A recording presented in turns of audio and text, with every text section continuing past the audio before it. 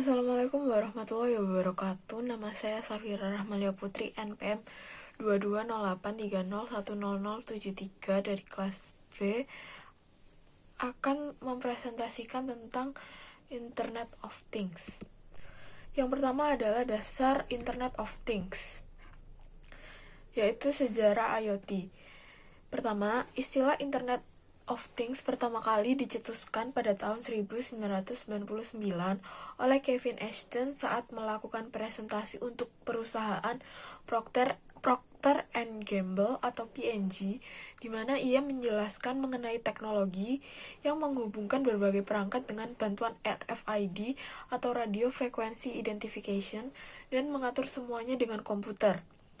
Internet of Things bisa dibilang lahir pada tahun 2008 yang kemudian dikokohkan dengan konferensi internasional pertama membahas Internet of Things yang diadakan di Swiss dan dihadiri peserta dari 23 negara.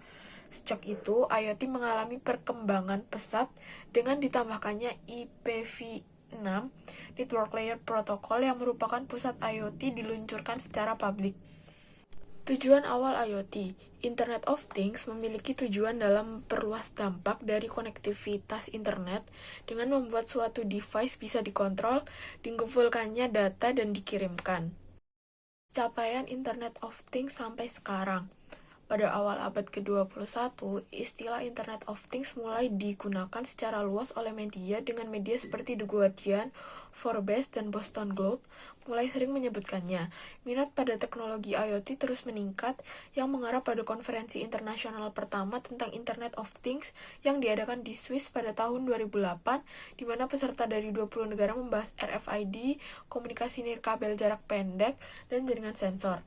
Selain itu, beberapa perkembangan besar mendorong evaluasi IoT, salah satunya adalah lemari es yang terhubung ke internet yang diperkenalkan oleh LG Electronics pada tahun 2000. Memungkinkan penggunanya untuk berbelanja online dan melakukan panggilan video. Perkembangan penting lainnya adalah robot kecil berbentuk kelinci bernama Nabastak yang dibuat pada tahun 2005 yang mampu menyampaikan berita terbaru, ramalan cuaca, dan perubahan pasar saham. Bahkan saat itu, jumlah perangkat yang saling terhubung melampaui jumlah orang di bumi menurut Cisco. Konsep ekosistem IoT bagaimanapun tidak benar-benar muncul sampai pertengahan 2010 ketika sebagian pemerintah Cina mengatakan akan menjadikan IoT sebagai prioritas strategis dalam rencana 5 tahunnya. Rencana pengembangan Internet of Things di berbagai bidang. Kita ambil contoh dari sektor pertanian. Penggunaan IoT bisa mewujudkan pertanian presisi atau precision farming dan irigasi pintar. Artinya, melalui penggunaan sensor yang diterapkan di lahan pertanian, memungkinkan petani mendapatkan informasi detail topografi, tingkat kesuburan, tingkat keasaman, hingga suhu tanah, bahkan dapat mengukur cuaca serta memprediksi pola cuaca.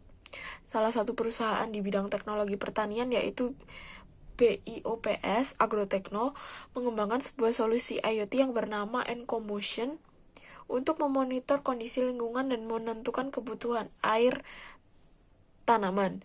Data yang terkumpul tidak hanya untuk keperluan monitoring jarak jauh, namun digunakan untuk menghitung kebutuhan air tanaman dan berbagai solusi lainnya.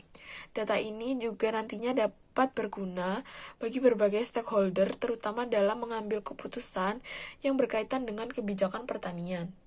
Lanjut, kita akan membahas perangkat Internet of Things. Yang pertama, produk awal Internet of Things atau cikal bakal IoT. Awalnya, internet itu sendiri mulai terkenal di tahun 1989. Lalu, pada tahun 1990, seorang peneliti bernama John Romke membuat suatu perangkat yang kala itu tergolong canggih. Perangkatnya adalah pemanggang roti yang bisa dinyalakan atau juga dimatikan lewat internet. Kemudian di tahun 1994, seseorang bernama Steve Mann menciptakan WIRCam, dan pada tahun 1997-nya si Paul Savo menjelaskan secara singkat mengenai penemuannya saat teknologi sensor dan masa depannya nanti. Barulah di tahun 1999, Kevin Ashton membuat konsep Internet of Things. Kevin ini adalah Direktur Auto ID Center dari MIT. Di tahun yang sama, yaitu 1999, ditemukan mesin yang sistemnya berbasis Radio Frequency Identification atau RFID secara global. Nah, penemuan inilah yang jadi awal kepopuleran dari konsep IoT. Orang-orang, terutama pakar teknologi, jadi berlomba-lomba untuk mengembangkan teknologinya sesuai dengan konsep IoT. Selanjutnya, perkembangan produk Internet of Things. Nah, di tahun 2000, band bernama LG mengumumkan rencananya untuk membuat dan merilis teknologi IoT, yaitu lemari pintar. Lemari pintar ini mampu menentukan apakah ada stok makanan yang perlu diisi ulang dalam lemarinya. Kemudian di tahun 2003, RFID yang sebelumnya telah disebutkan mulai ditempatkan pada posisi penting dalam masa pengembangan teknologi di Amerika melalui program SAVI. Pada tahun yang sama pula, perusahaan retail raksasa Walmart mulai menyebarkan RFID di semua cabang tokonya yang tersedia di berbagai belahan dunia. IoT kembali terkenal di tahun 2005, yaitu pada saat media-media ternama semacam The Guardian dan Boston Globe mulai mengutip banyak sekali dari artikel ilmiah dan proses pengembangan IoT. Hingga tahun 2008, berbagai macam perusahaan setuju untuk meluncurkan IPSO untuk memasangkan penggunaan IP dalam jaringan bagi smart object yang juga bertujuan mengaktifkan IoT itu sendiri. Lalu kita membahas korelasi produk Internet of Things dengan Metaverse. Menurut Kevin Ashton, Internet of Things adalah alat dengan kemampuan internet yang dimana alat tersebut memiliki potensi untuk merubah dunia. Istilah Metaverse dikenalkan pertama kali oleh Neil Stephenson. Ia menyebutkan istilah tersebut pada novelnya di tahun 1992 yang berjudul Snow Crash. Istilah Metaverse merujuk pada dunia virtual 3D yang dihuni oleh avatar orang sungguhan. Mark Zuckerberg menyatakan Metaverse adalah tempat di mana manusia berada di dalam internet dan bukan lagi hanya sekedar melihat.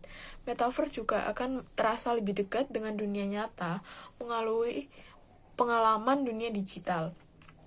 Internet pada masa depan menjadi pondasi dasar dalam bidang komunikasi, terlebih lagi dengan hadirnya teknologi baru yang menjadi gagasan oleh perusahaan teknologi seperti Google, Microsoft, dan perusahaan digital lainnya yang akan menghadirkan teknologi baru seperti Metaverse. Metaverse sendiri menjadi langkah revolusioner baru setelah teknologi internet dan sosial media hadir dalam kehidupan masyarakat, serta dapat mengubah bagaimana cara pengguna terhubung ke internet dan apa yang pengguna hubungkan ke internet. Metaverse adalah suatu teknologi augmented reality atau AR yang mana memungkinkan antar individu untuk saling berinteraksi secara virtual. Selanjutnya, rencana pengembangan produk smart device dan Internet of Things serta korelasinya. Nah, semakin bertambahnya tahun, maka bermunculan teknologi terbaru yang lebih modern seperti handphone, PC, laptop, notebook, tablet, dan masih banyak lagi. Kemampuan yang dimiliki juga berbagai macam dan berbagai fungsi. Kita ambil contoh yaitu handphone.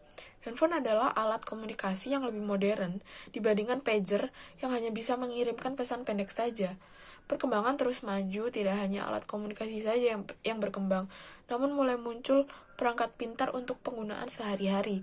Seperti di kantor, pasti banyak sekali perangkat pintar yang digunakan. Paling terlihat yaitu CCTV untuk pengawasan, pintu otomatis, absensi otomatis belum masuk kantor tanpa perlu ditulis lagi, lalu AC, dan lampu yang sudah bisa menyala atau mati karena sensor gerak. Hal ini pastinya bisa menjadi penghematan biaya untuk sebuah kantor. Terakhir, keamanan produk Internet of Things di era Metaverse. Yang pertama, isu keamanan perangkat atau produk Internet of Things. Nah, ancaman-ancaman yang dapat mempengaruhi entitas IoT sangat beragam, tergantung dari target serangan tersebut. Roman DKK dalam mengkategorikan ancaman terhadap IoT sebagai berikut. Pertama, denial of service, yaitu serangan yang menyebabkan pihak yang sah tidak dapat mengakses layanan. Yang kedua, merusak secara fisik objek-objek dalam IoT. Yang ketiga, eavesdropping atau serangan pasif yang dapat dilakukan pada berbagai kanal komunikasi dengan tujuan mengekstrak data dari aliran informasi.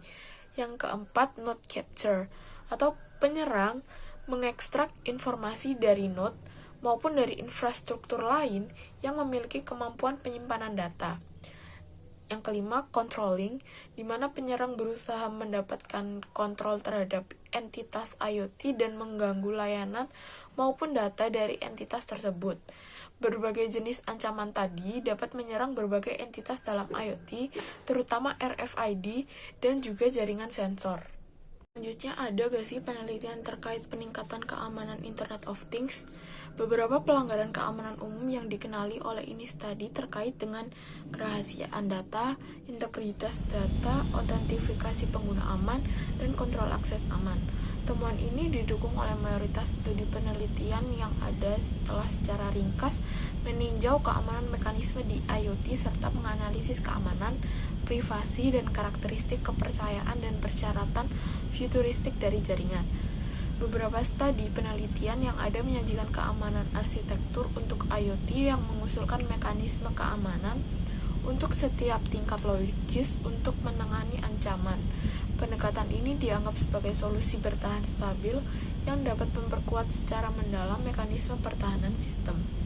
Di beberapa lead study dewasa, pengakuan terhadap berbagai bentuk jeda privasi dalam bentuk pelanggaran privasi permintaan pengguna, identifikasi lokasi pengguna, pengambilan note, dan banyak lagi efek lainnya berat tantangan keamanan yang mendasari IoT.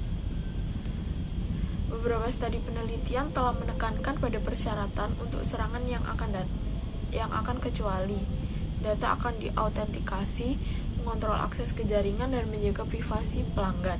Meski demikian, banyak peneliti menekankan bahwa kemajuan ini diperlukan untuk diperluas lebih lanjut untuk mencari potensi baru dan lebih efisien solusi keamanan tial. Ini pada gilirannya memiliki kemampuan menggagalkan penyerang haus data dan jahat yang terus berkembang. Karena aplikasi IoT dapat diakses oleh banyak domain dan memiliki banyak rezim pengguna, itu membutuhkan kerangka kerja keamanan yang memungkinkan pengguna memiliki kepercayaan terhadap data dan layanan dipertukarkan melalui platform. Selain itu penting untuk kerangka keamanan untuk membedakan antara manusia dan pengguna mesin tanpa menolak akses ke pengguna yang sah. Selanjutnya, regulasi undang-undang dan peraturan terkait produk Internet of Things. Kementerian Komunikasi dan Informatika atau Kominfo berencana menerbitkan regulasi Internet of Things atau IoT pada awal 2019. Setelah regulasi ini terbit, teknologi IoT diproyeksi bakal diadopsi masif oleh industri dalam negeri. Menteri Kominfo Rudiantara mengatakan persoalan frekuensi masih menjadi pembahasan atas regulasi tersebut, tetapi nanti kuartal 1 2019 keluar, kata dia kepada Kata Data di Jakarta, Rabu 14 November. Selain itu, ia ingin memastikan seluruh sektor bisa memanfaatkan teknologi ini. Kementerian Kominfo mengkaji regulasi ini sejak 2017 lalu. Setidaknya ada 3 persoalan yang membuat pembahasannya menjadi berlarut-larut, yakni standar frekuensi, perangkat dan tingkat kandungan dalam negeri atau TKDN.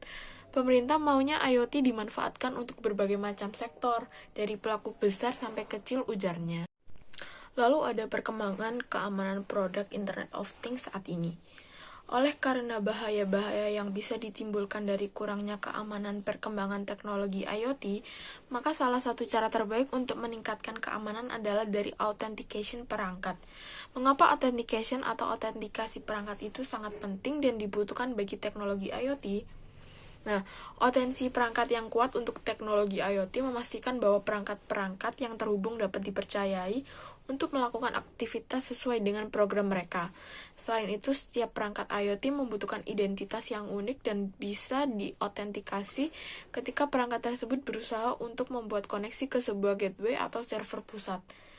Dengan ID yang unik, sistem administrator IT dapat melacak setiap perangkat setiap saat, berkomunikasi secara aman dengan perangkat tersebut, dan mencegah apabila perangkat tersebut berpotensi untuk melakukan proses yang berbahaya di sistem. Apabila perangkat tersebut tiba-tiba melakukan tindakan yang mencurigakan atau di luar programmingnya, orang administrator bisa langsung mengambil hak privilege-nya melalui autentikasi itu. Sekian presentasi saya untuk ujian akhir semester mata kuliah pengantar Internet of Things. Kurang lebihnya saya ucapkan mohon maaf. Wassalamualaikum warahmatullahi wabarakatuh. Terima kasih.